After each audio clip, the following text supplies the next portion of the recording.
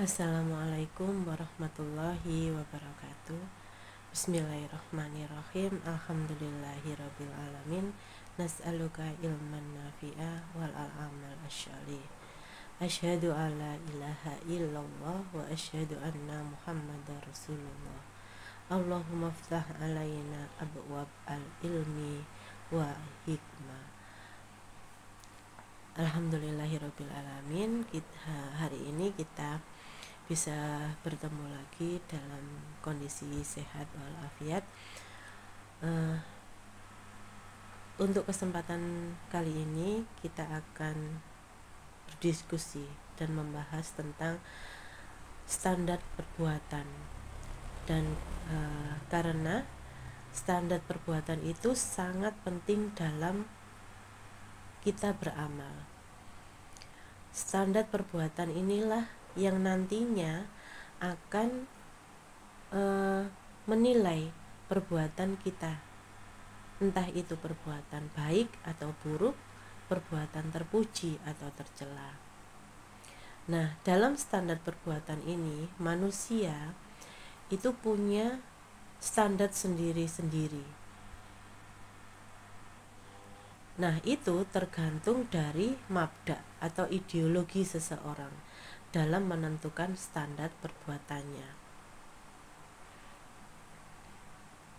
Dalam pandangan seperti kita ketahui, di dunia ini ada mabda Islam dan mabda ghairu Islam.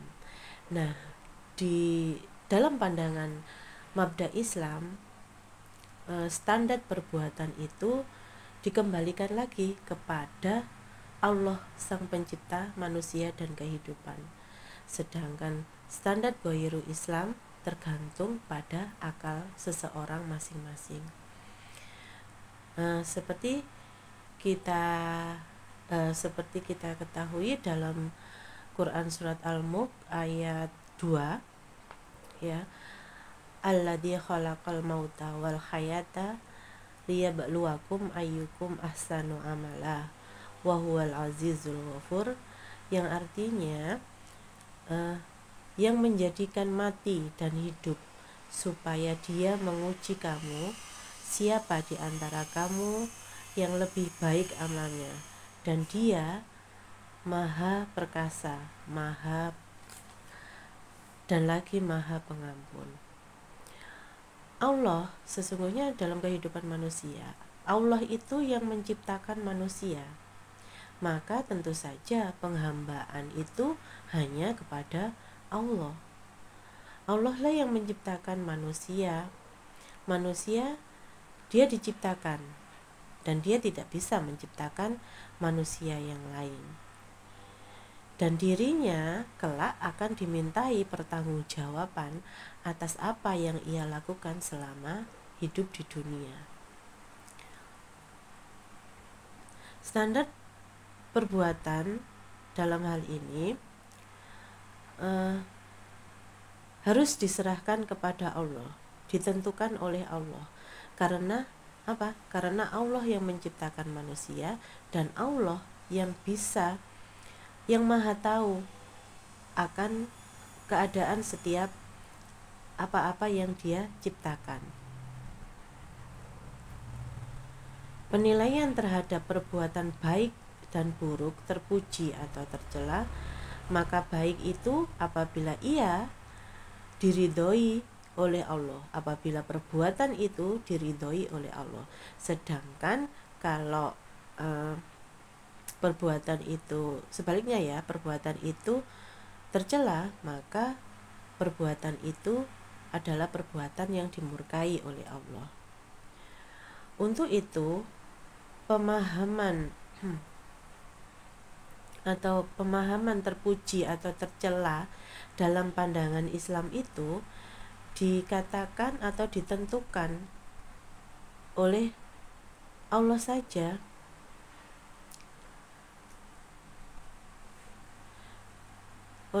Oleh Allah saja. Untuk itu, perbuatan terpuji dan tercela dalam pandangan Islam itu diletakkan atau ditentukan oleh apa-apa yang diturunkan oleh Allah, yaitu hukum syara, dan apa-apa yang dipuji oleh hukum syara itulah yang terpuji, itulah perbuatan yang terpuji. Dan apabila itu perbuatan tercela, maka perbuatan itu dicela oleh hukum syara. Bagi umat Islam ini sudah jelas ya, bahwa untuk melakukan perbuatan itu didasarkan kepada standar perbuatan Islam. Umat Islam diperintahkan untuk memiliki miqyasul amal, memiliki tolak ukur perbuatannya, memiliki standar perbuatannya, yaitu menjadikan standar perbuatan itu kepada hukum syara, menstandarkan perbuatannya itu kepada hukum syara. Dengan kata lain, mengenai segala perbuatan itu, dengan kata lain, menyesuaikan segala perbuatan itu kepada perintah dan larangan dari Allah dan Rasul-Nya. Allah berfirman dalam Quran surat Al-Hasir ayat 7, "Wa ma atakumur rasulu fakhuduhu wa ma nahakum anhu fa'intahu." Yang artinya, apa yang diberikan Rasul kepadamu maka terimalah, dan apa yang dilarang oleh Rasul maka tinggalkanlah. Dari sini sudah jelas bahwa terhadap perbuatan-perbuatan terpuji, maka kita diperintahkan untuk melakukannya. Sedangkan untuk perbuatan-perbuatan tercela, maka kita diperintahkan untuk meninggalkannya. Oleh karena itu, tolak ukur menjadi abadi, konstan, stabil, tidak berubah-ubah. Seperti jujur, menepati janji, merupakan perbuatan terpuji. Nah, itu tidak akan berubah menjadi perbuatan tercela. Sebagaimana sebaliknya, perbuatan tercela pun tidak akan menjadi terpuji, tidak akan dipandang terpuji, karena di dalam Islam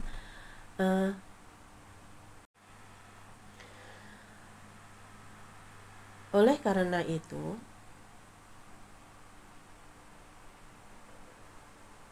tolak ukur menjadi abadi, konstan, stabil, tidak akan berubah-ubah. Seperti contohnya jujur, menepati janji, merupakan perbuatan terpuji, tidak akan berubah menjadi perbuatan yang tercela. Sebagaimana sebaliknya, perbuatan tercela pun tidak akan menjadi perbuatan yang terpuji. Karena itu di dalam Islam, seperti berbohong adalah perbuatan tercela, dan dia tidak akan berubah menjadi terpuji, dianggap terpuji meskipun itu untuk kebaikan. Contoh lain adalah memakan riba. Dalam pandangan hukum syara, karena hukum syara itu standar perbuatan itu, standar hukum perbuatan manusia menjadi benar, stabil, dan konsisten, bersifat abadi.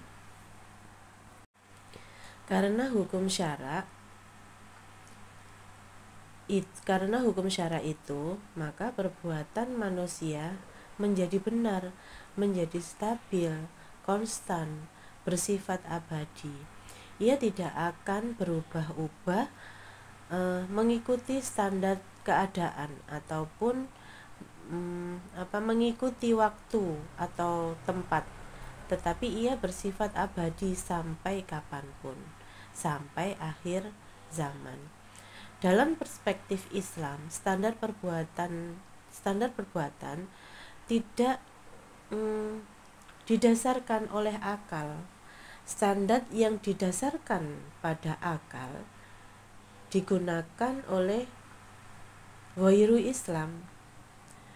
Walaupun memang manusia bisa membuat standar perbuatan dengan akal, namun jika akal manusia dijadikan sebagai standar perbuatan, maka apa yang terjadi adalah kekacauan dan ketidakpastian. Suatu perkara bisa dianggap terpuji pada suatu keadaan, tapi pada keadaan yang lain dia bisa dianggap tercela. Sebagaimana juga sebaliknya, suatu yang dianggap tercela dalam keadaan lain bisa dianggap terpuji. Tidak stabil, tidak konstan, atau bisa terjadi sesuatu yang dianggap terpuji di suatu negara tapi dianggap tercela di negara lainnya. Inilah kalau akal digunakan sebagai standar dalam menentukan suatu perbuatan manusia, dalam menilai perbuatan manusia. Hukum menjadi tidak jelas, berubah-ubah mengikuti tiupan angin. Pujian ataupun celaan, baik dan buruk, itu sifatnya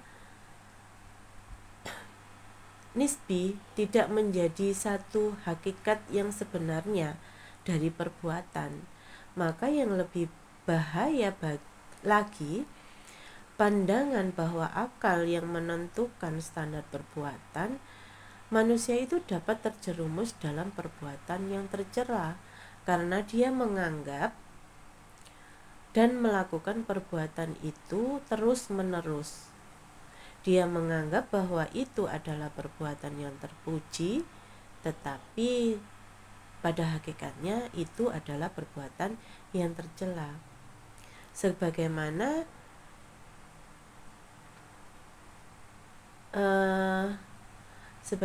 manusia dapat menjadikan suatu perbuatan terpuji karena dianggap perbuatan tercela. Oleh karena itu, jelas yang bagaimana ketika ketika ini kontradiktif dengan istilah punya akal dan ditempatkan sebagai standar perbuatan. Itulah yang terjadi adalah kekacauan dan ketidakpastian. Kita ambil contoh dalam diri seseorang. Dia memilih untuk melakukan suatu perbuatan tapi menolak perbuatan yang terpuji lainnya karena dianggap sebagai perbuatan tercela. Misalnya, seorang muslim, dia fokus kepada ibadah ritualnya saja, tetapi dia menolak untuk diajak membahas tentang politik karena dia menganggap bahwa politik itu kotor. Politik kotor seperti anggapan dari akal manusia. Padahal dalam mabda Islam, politik itu melayani umat. Harus tahu urusan umat. Bagi umat Islam, apabila politik yang dijalankan itu adalah politik Islam, maka itu adalah politik yang tidak hanya bersih, tapi dia benar. Tapi kalau perbuatan yang dijadikan atau yang dijalankan itu politik ghairu Islam, maka belum tentu benar dan belum tentu bersih.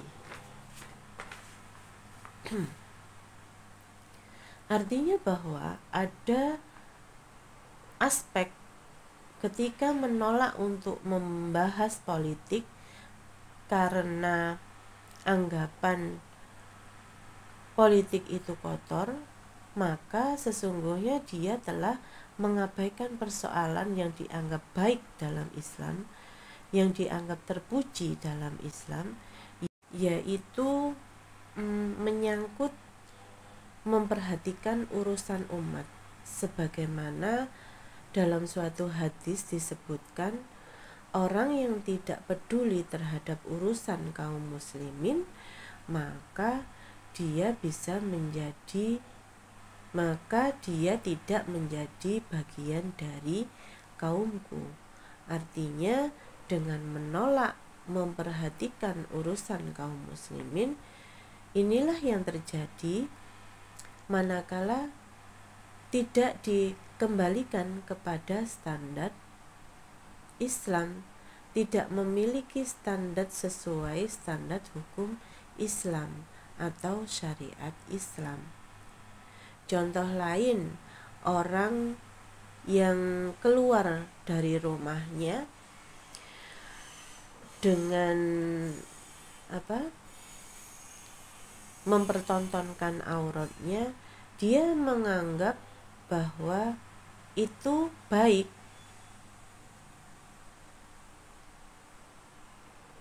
Tidak masalah, tidak mengganggu orang lain. Hal ini dianggap baik. Mereka menganggap perbuatan itu perbuatan terpuji. Ini juga menjadi contoh bagaimana terikatan pada hukum syara, tidak mengambil perbuatan itu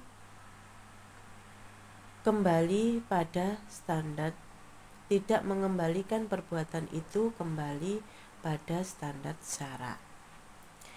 Standar ini juga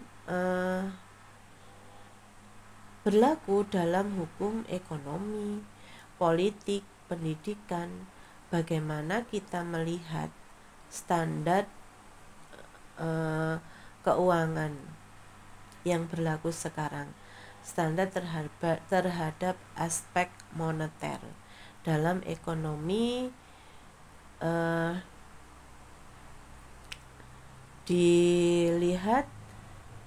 dikembalikan pada mata uang, distandarkan pada suatu yang tidak stabil, tidak tetap, maka yang akan terjadi, yang akan muncul adalah kekacauan, ketidakpastian. Dalam Islam, standar keuangan itu diletakkan pada standar nilai emas dan perak. Ini adalah standar yang stabil ya, yang stabil, yang akan memberikan kebaikan kepada manusia secara keseluruhan, karena Islam hadir adalah sebagai rahmatan lil alamin. Beda kalau standar tersebut diserahkan kepada mata uang kartal, yang muncul adalah ketidakpastian. Sudah terbukti ya sekarang keadaan dunia setelah mata uang dolar menjadi standar di dalam moneter dunia, maka beberapa dunia ini terjadi krisis di berbagai negara, berulang kali mengalami resesi ekonomi. Itulah ketika standar itu diserahkan pada akal. Ia tidak stabil, yang akan muncul adalah ketidakpastian, kekacauan, karena akan sangat tergantung pada keadaan, tempat, hingga pada wilayah yang berbeda. Sementara sesungguhnya yang dibutuhkan oleh manusia itu sebagaimana yang Islam tawarkan, bahwa standar perbuatan itu dikembalikan kepada yang menciptakan manusia dan alam semesta. Dengan demikian, standar perbuatan yang didasarkan kepada Islam itulah yang akan menimbulkan kepastian dan rahmat dari seluruh alam semesta. Oleh karena itu, merupakan kewajiban ya bagi umat Islam untuk menjadikan hukum syara sebagai standar perbuatan, sebagai tolak ukur di dalam semua perbuatan yang akan dia lakukan setiap harinya, dan menganggap baik atau buruk, terpuji atau tercela itu didasarkan pada syariat Islam semata. Demikian, wallahu alam bisawab, wa akhiri da'wana alhamdulillahirabbil alamin. Assalamualaikum warahmatullahi wabarakatuh.